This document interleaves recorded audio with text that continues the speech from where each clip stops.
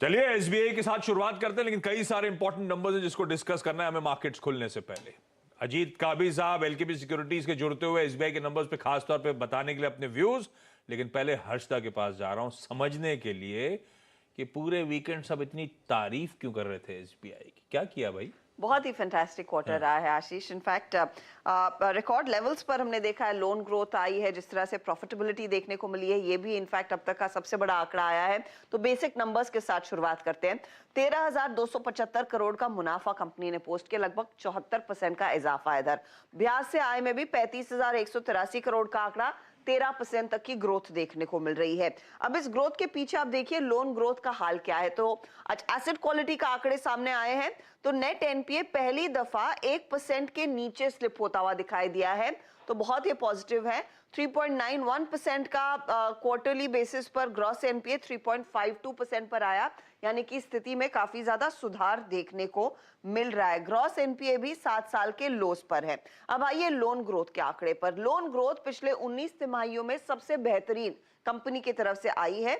इसमें आप ध्यान देंगे तो एडवांसेस इस क्वार्टर सालाना आधार पर करीब करीब 20% बढ़ते हुए दिखाई दिए हैं।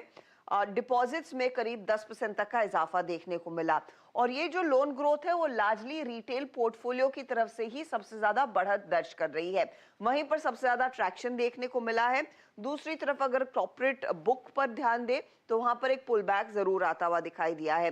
कुल मिलाकर शानदार नतीजे देखने को मिले हैं। मार्जिन के लिहाज से भी स्थिति एकदम मजबूत दिखाई दे रही है। तो हर पैमाने पर दरअसल कंपनी ने बहुत ही स्ट्रॉन्ग डिलीवरी दिखाई है। ओके हर्षदा, देखिए गैस के पास जाएं आशीष से पहले एक चीज़ बोलता हूँ मैं।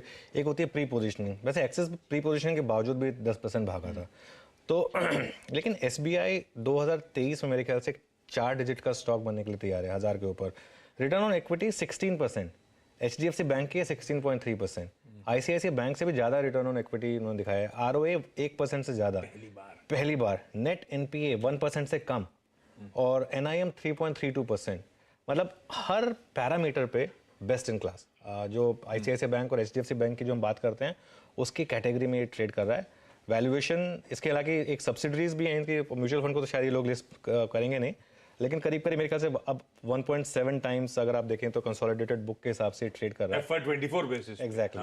और अगर आप लीडर्स की बात करें तो जो लीडर्स हैं वो आईसीआईसीआई और एचडीएफसी बैंक वो ट्रेड करते हैं करीब करीब 3.5 से 4 टाइम्स प्राइस टू बुक का। अब ऑब्वियसली थोड़ा सा लेगेसी इशू है, इसके लिए एसबीआई को वो वैल्यूएशन नहीं मिलता है, लेकिन एक कैचअप प्ले तो ज़बरदस्त है यहाँ पर। आज हो सकता है कि थोड़ी प्रॉफिट टेकिंग हायर लेवल पर आए, और अगर आप एक इन्वेस्टर हैं तो एक चीज़ आप ये अगर आप मान के चलिए कि अगले साल में SBI even after this years out performance फिर आउट परफॉर्म करेगा। और ये वो जो साइकिल स्टार्ट होगी, ये जो 2003 से 7 वाली साइकिल थी, उस साइकिल में एसबीआई ने सारे के सारे बैंकों को, इवन एचडीएफसी बैंक और कोटक को आउट परफॉर्म किया था। कई लोग ये बात शायद याद नहीं रखेंगे, लेकिन अगर आप पिछले जाएंगे 2003 से 7 की साइकिल में जब इंडिया में वो जो फिनोमिनल ग्रोथ आई थी, तो अगर आपका व्यू वही है और फिर देखिए 12 महीने में करीब करीब 13-14% ऊपर है। लेकिन जैसे मैंने कहा 2023 में ये स्टॉक 4 डिजिट में आपको दिखाई देगा। भाई साहब गजब के नंबर्स और ये फिनोमिनल परफॉर्मेंस